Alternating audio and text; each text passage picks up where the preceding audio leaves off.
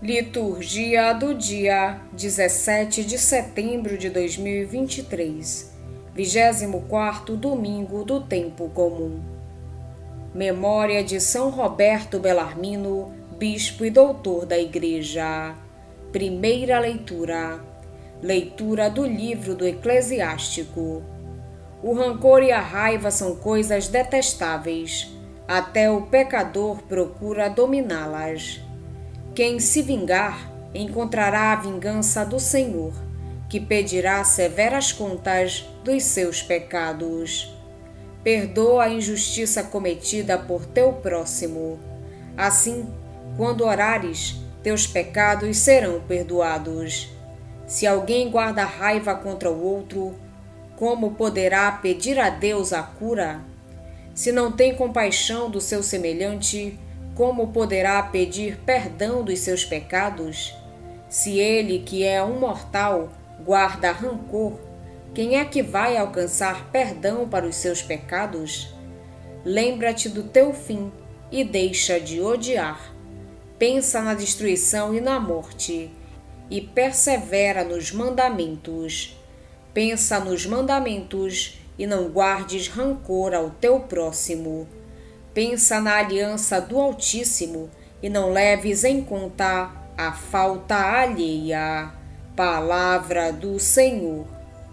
Graças a Deus. Salmo responsorial é o de número 102. O Senhor é bondoso, compassivo e carinhoso. Bendize, ó minha alma, ao Senhor, e todo o meu ser seu santo nome.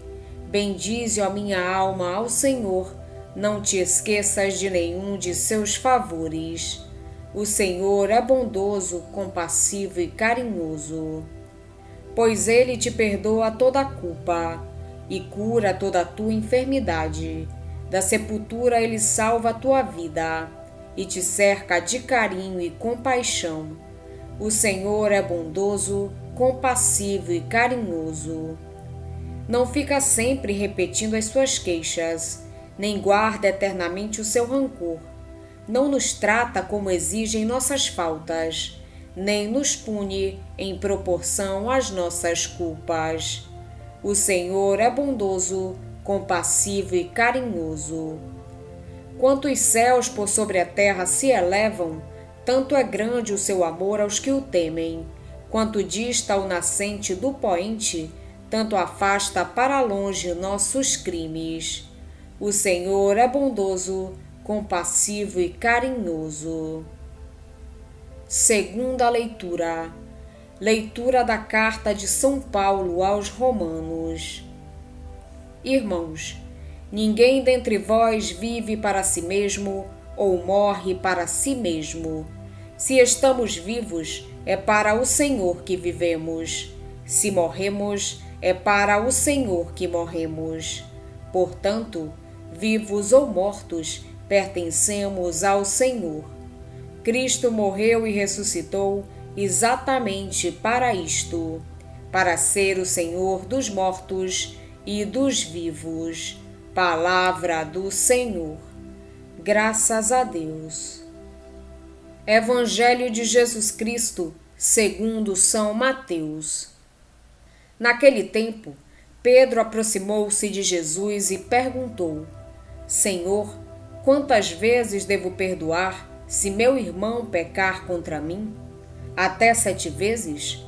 Jesus respondeu: Não te digo até 7 vezes, mas até 70 vezes 7. Porque o reino dos céus é como um rei que resolveu acertar as contas com seus empregados. Quando começou o acerto, levaram-lhe um que lhe devia uma enorme fortuna. Como o empregado não tivesse com que pagar, o patrão mandou que fosse vendido como escravo, junto com a mulher e os filhos e tudo o que possuía, para que pagasse a dívida. O empregado, porém, caiu aos pés do patrão e, prostrado, suplicava: Dá-me um prazo e eu te pagarei tudo. Diante disso, o patrão teve compaixão, soltou o empregado e perdoou-lhe a dívida. Ao sair dali, aquele empregado encontrou um de seus companheiros que lhe devia apenas 100 moedas. Ele o agarrou e começou a sufocá-lo, dizendo: "Paga o que me deves." O companheiro, caindo aos seus pés, suplicava: "Dá-me um prazo e eu te pagarei." Mas o empregado não quis saber disso. Saiu e mandou jogá-lo na prisão até que pagasse o que devia. Vendo o que havia acontecido, os outros empregados ficaram muito tristes. Procuraram o patrão e lhe contaram tudo. Então o patrão mandou chamá-lo e lhe disse: "Empregado perverso, eu te perdoei toda a dívida, porque tu me suplicaste. Não devias tu também ter compaixão do teu companheiro, como eu tive compaixão de ti?" O patrão indignou-se e mandou entregar aquele empregado aos torturadores, até que pagasse toda a sua dívida. É assim que o meu Pai que está nos céus fará convosco, se cada um não perdoar de coração ao seu irmão. Palavra da salvação. Glória a vós, Senhor. A palavra de Deus que a liturgia do 24º domingo do tempo comum nos propõe fala do perdão. Apresenta-nos um Deus que ama sem cálculos, sem limites e sem medida, e convida-nos a assumir uma atitude semelhante para com os irmãos, que dia a dia caminham ao nosso lado. O Evangelho fala-nos de um Deus cheio de bondade e de misericórdia, que derrama sobre os seus filhos, de forma total, ilimitada e absoluta, o seu perdão. Os crentes são convidados a descobrir a lógica de Deus e a deixarem que a mesma lógica de perdão e de misericórdia sem limites e sem medida marque a sua relação com os irmãos. A primeira leitura deixa claro que a ira e o rancor são sentimentos maus, que não convêm à felicidade e à realização do homem. Mostra como é ilógico esperar o perdão de Deus e recusar-se a perdoar ao irmão. E avisa que a nossa vida nesta terra não pode ser estragada com sentimentos que só geram infelicidade e sofrimento. Na segunda leitura, Paulo sugere aos cristãos de Roma que a comunidade cristã tem de ser o lugar do amor, do respeito pelo outro, da aceitação das diferenças, do perdão. Ninguém deve desprezar, julgar ou condenar os irmãos que têm perspectivas diferentes. Os seguidores de Jesus devem ter presente que há algo de fundamental que os une a todos: Jesus Cristo, o Senhor. Todo o resto não tem grande importância. Com respeito ao Evangelho, continuamos a ler o discurso eclesial que preenche todo o capítulo 18 do Evangelho segundo Mateus. Este discurso tem como ponto de partida algumas instruções apresentadas por Marcos sobre a vida comunitária, mas que Mateus ampliou de forma significativa. Os destinatários do discurso são os discípulos. Na realidade, Mateus pretende, sobretudo, atingir os membros dessa comunidade cristã a quem este evangelho se destina. Por detrás do texto que nos é hoje proposto, podemos entrever uma comunidade onde as tensões e os conflitos degeneram em ofensas pessoais e que tem muita dificuldade em perdoar. O mandamento do perdão não é novo, como vimos, aliás, na primeira leitura. Os catequistas de Israel ensinavam a perdoar as ofensas e a não guardar rancor contra o irmão que tinha cometido qualquer falha. Os mestres de Israel estavam, no entanto, de acordo em que a obrigação de perdoar existia apenas em relação aos membros do povo de Deus. Os inimigos estavam excluídos dessa dinâmica de amor e de misericórdia. A grande discussão girava, porém, em torno do número limite de vezes em que se devia perdoar. Todos, desde os mais exigentes aos mais misericordiosos, aceitavam, contudo, que o perdão tem limites e que não se deve perdoar indefinidamente. É nesta problemática que Jesus é envolvido pelos discípulos. Pedro, o porta-voz da comunidade, consulta Jesus acerca dos limites do perdão. Ele sabe que, quanto a isto, Jesus tem ideias radicais e, talvez com alguma ironia, pergunta a Jesus se, na sua perspectiva, se deve perdoar sempre, até 7 vezes.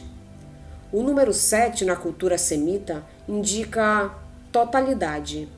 Jesus responde que não só se deve perdoar sempre, mas de forma ilimitada, total, absoluta. 70 vezes 7.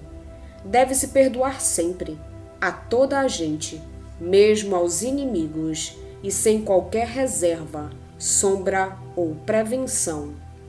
É neste contexto, e a propósito da lógica do perdão, que Jesus propõe aos discípulos uma parábola. A parábola apresenta-se em 3 quadros ou cenas. O primeiro quadro coloca-nos diante de uma cena de corte. Um funcionário real, na hora de prestar contas ao seu senhor, provavelmente de impostos recebidos e nunca entregues, revela-se incapaz de saldar a sua dívida. O senhor ordena que o funcionário e a sua família sejam vendidos como escravos, mas perante a humildade e a submissão do servo, o senhor deixa-se dominar por sentimentos de misericórdia e perdoa a dívida. Neste quadro, o que impressiona mais é o montante astronômico da dívida, 10.000 talentos. Um talento equivalia a cerca de 36 quilos e podia ser em ouro ou prata. 10.000 talentos, moedas, é, portanto, uma soma incalculável. O exagero da dívida serve, aqui, para pôr em relevo a misericórdia infinita do Senhor. O segundo quadro descreve como esse funcionário, que experimentou a misericórdia do seu Senhor, se recusou, logo a seguir, a perdoar um companheiro que lhe devia 100 denários. Um denário, moeda, equivalia a 12 gramas de prata e era o pagamento diário de um operário especializado. 100 denários correspondia, portanto, a uma quantia insignificante para um alto funcionário do rei.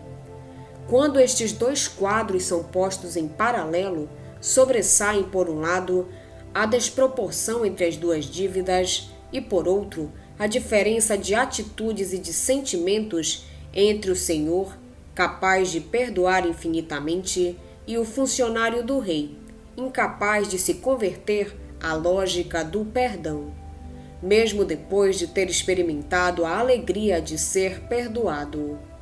É precisamente desta diferença de comportamento e de lógicas que resulta o terceiro quadro. Os outros companheiros do funcionário real, chocados com a sua ingratidão, informaram o rei do sucedido, e o rei, escandalizado com o comportamento do seu funcionário, castigou-o duramente. Antes de mais nada, a parábola é uma catequese sobre a misericórdia de Deus. Mostra como, na perspectiva de Deus, o perdão é ilimitado, total e absoluto. Depois, a parábola convida-nos a analisar as nossas atitudes e comportamentos face aos irmãos que erram. Mostra como neste capítulo a nossa lógica está tantas vezes distante da lógica de Deus.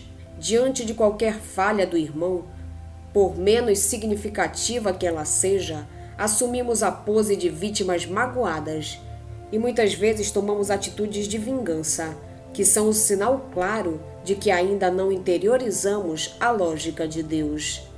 Finalmente, a parábola sugere que existe uma relação, aliás já afirmada na primeira leitura deste domingo, entre o perdão de Deus e o perdão humano. Mateus está aqui sugerindo que o perdão de Deus é condicionado e que só se tornará efetivo se nós aprendermos a perdoar aos nossos irmãos.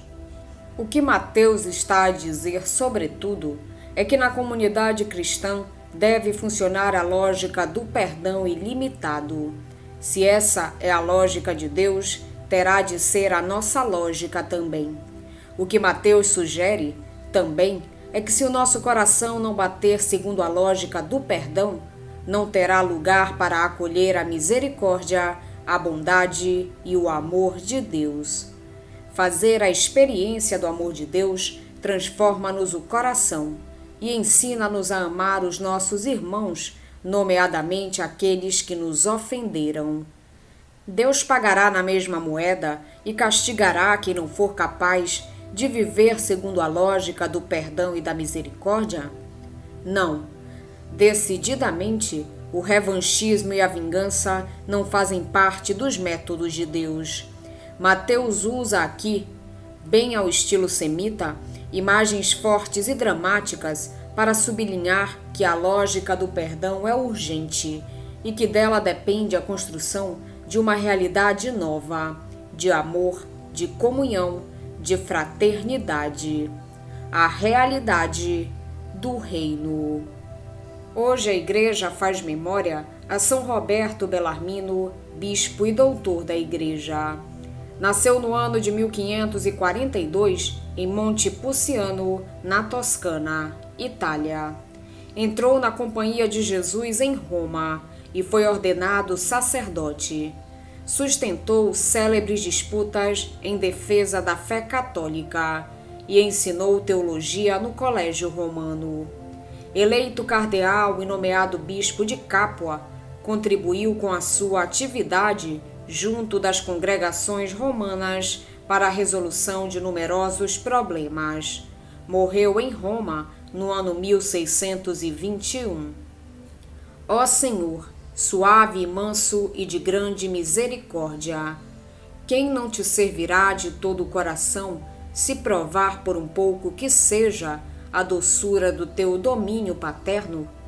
Que ordenas, Senhor, a teus servos: tomai meu jugo sobre vós. E como é o teu jugo? Dizes: meu jugo é suave e o meu peso leve. Quem não carregará contente o jugo que não oprime, mas suaviza, e o peso que não esmaga, mas refaz? Com razão acrescentaste: e encontrareis descanso para vossas almas. E qual é o teu jugo que não fadiga, mas descansa? Não é outro senão o mandamento, o primeiro e o maior: amarás o Senhor teu Deus com todo o teu coração. Que de mais fácil, suave, agradável do que amar a bondade, a beleza, o amor? Que tudo isto és tu, ó Senhor meu Deus. Porventura também prometestes aos que guardam os mandamentos um prêmio, coisas mais desejáveis do que ouro em abundância e mais doces do que o favo de mel? Sim, um prêmio, e prêmio imenso prometestes. Nas palavras de teu apóstolo Tiago: o Senhor preparou a coroa da vida para os que o amam. Vamos pedir a Deus que nos auxilie no dia de hoje para que possamos permanecer na sua santa vontade. Pedimos também a intercessão da Virgem Maria, de São Roberto Bellarmino e todos os anjos e santos de Deus. Pai nosso que estais nos céus, santificado seja o vosso nome. Venha a nós o vosso reino, seja feita a vossa vontade, assim na terra como no céu. O pão nosso de cada dia nos dai hoje. Perdoai-nos as nossas ofensas, assim como nós perdoamos a quem nos tem ofendido. E não nos deixeis cair em tentação, mas livrai-nos do mal. Amém. Oração. Ó Deus, que para sustentar a fé católica da vossa Igreja, destes ao bispo São Roberto Bellarmino ciência e força admirável, concedei por sua intercessão que o vosso povo se alegre de conservá-la sempre integralmente. Por nosso Senhor Jesus Cristo, vosso Filho, na unidade do Espírito Santo. Amém. Estivemos reunidos em nome do Pai, do Filho e do Espírito Santo. Amém. Tenham todos um abençoado domingo. Fiquem na santa paz de Jesus. Se inscrevam no canal, deixem seu like e compartilhem essa mensagem com seus amigos. Um grande abraço e até o próximo vídeo.